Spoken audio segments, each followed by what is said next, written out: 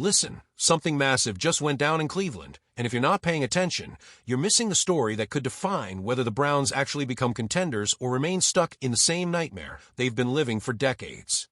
The front office just made a move that speaks volumes about their vision for this team's future, and it centers entirely around one person, Shedeur Sanders.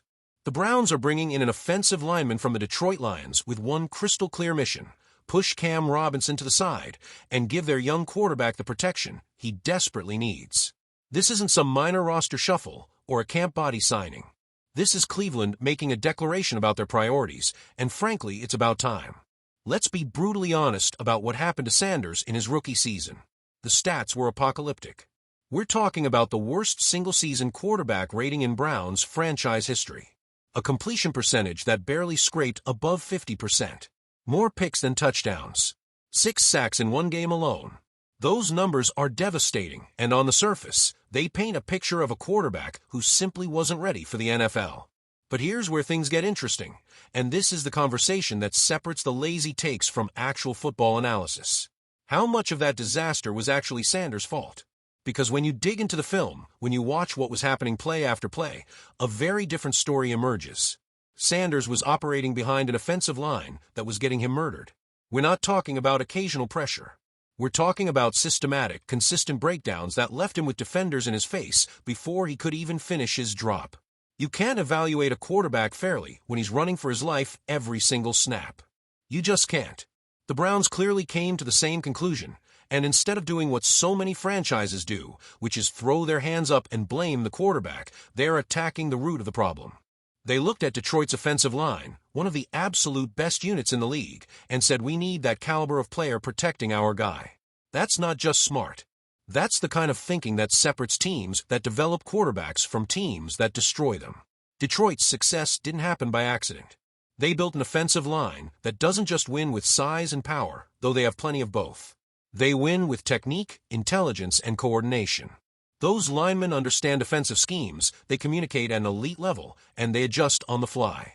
That's the culture Cleveland wants to import, and bringing in a player developed in that system could elevate everyone around him. Now, Cam Robinson isn't some scrub who's been actively sabotaging the team. He's been a professional, a serviceable tackle who's done his job. But here's the harsh reality of the NFL. Serviceable isn't good enough when you're trying to protect a franchise quarterback who's already taken a beating. Robinson is about to learn that being adequate at a premium position gets you replaced, and honestly, that's exactly what should happen. Championship organizations make these tough calls. They don't operate on loyalty or sentiment. They evaluate ruthlessly and upgrade wherever necessary. Think about the message this sends to Sanders. When a young quarterback sees his organization investing real resources, making difficult personnel decisions specifically to protect him, that's transformative. It tells him the franchise believes in his future. It tells him they're willing to do whatever it takes to set him up for success. That kind of organizational commitment builds confidence and trust, and those are the foundations every young quarterback needs to develop properly. The alternative is catastrophic, and we've seen it play out 100 times across the league. A talented young quarterback gets thrown behind a terrible line, takes punishment week after week, and either gets physically broken or mentally scarred to the point where he never recovers. Bad habits form when you're constantly under duress, happy feet, panic decision-making, and inability to trust the pocket. Those patterns are incredibly difficult to reverse once they're ingrained. Cleveland is trying to prevent that nightmare scenario from becoming Sanders' reality. Here's the strategic brilliance of this move. The Browns are essentially running an experiment with controlled variables. They're saying, let's remove the factors we can control. Let's give Sanders a competent offensive line, proper protection schemes, and adequate time to operate. Then we'll have a real evaluation of what this kid can actually do. If he still struggles with accuracy and decision-making behind a solid line, then okay, maybe the issues are fundamental. But if he improves significantly, if he starts completing passes and protecting the football and making smarter reads, then you know the rookie disaster was circumstantial and development is absolutely possible. That's intelligent organizational thinking, and it's frankly stunning to see it coming from Cleveland given their track record at the quarterback position over the past 2 decades. The timing here matters too. This isn't happening in Week 12 after Sanders has already absorbed another half-season of punishment. This is happening now in the off-season when they can be methodical and strategic about roster construction. They're being proactive instead of reactive, and that shift in mentality could be the difference between wasting Sanders' potential and actually developing him into something special. There's also a competitive dimension here that can't be ignored. The AFC North is a brutal division where games are won and lost in the trenches. If Cleveland can establish the best pass protection in the division, while Baltimore, Pittsburgh, and Cincinnati are still figuring out their own line issues, that's a massive advantage. Offensive line superiority creates the foundation for everything else. Better run games, more explosive passing attacks, fewer turnovers, more third-down conversions. All of it flows from winning those battles up front. Some of you watching this are probably thinking this is too little, too late. That Sanders showed enough fundamental problems in year one that no amount of protection will fix him. And look, I get the skepticism. Sanders absolutely has real deficiencies he needs to address through film study and development. But you cannot accurately judge what a quarterback can become when he's playing in an environment designed for failure.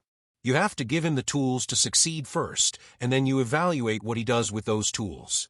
The broader NFL is watching this because it fits into a critical trend. Teams are finally understanding that offensive line investment isn't optional if you want your quarterback to succeed. For too long, organizations would draft a quarterback high, surround him with skill position talent, and then act shocked when he struggled behind a patchwork line that couldn't protect him. That approach has killed countless careers and wasted enormous amounts of resources. The smarter franchises now understand you build the protection first, or at minimum, simultaneously with the quarterback. You don't figure it out later.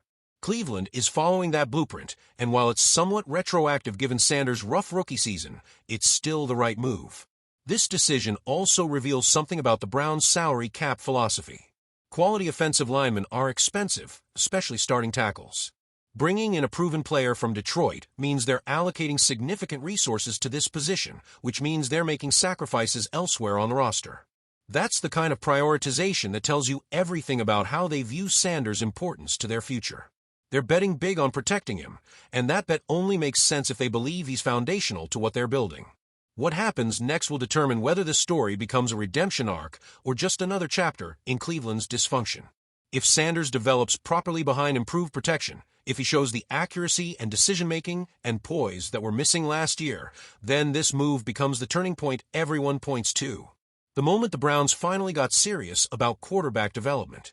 But if he continues to struggle even with better support around him, then the questions become much more difficult to answer. Either way, the intent behind this move is exactly what Browns fans should want to see from their front office. Aggressive problem-solving, strategic thinking, a willingness to make tough personnel decisions in service of the larger goal. That's how you build winners, and Cleveland is finally showing signs they understand that. So what's your take on this? Is bringing in a Lions offensive lineman the kind of decisive action the Browns need to be making? Can better protection actually unlock Sanders' potential, or are his issues too fundamental to fix? This is the conversation that matters heading into next season, and I want to hear your perspective in the comments.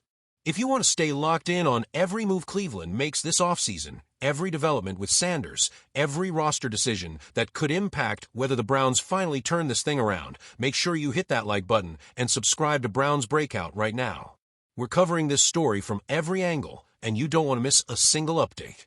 Turn on those notifications because the decisions being made right now will determine whether Cleveland becomes relevant again or continues to be a punchline. Subscribe, drop your thoughts below, and let's figure out together whether the Browns can finally build something real.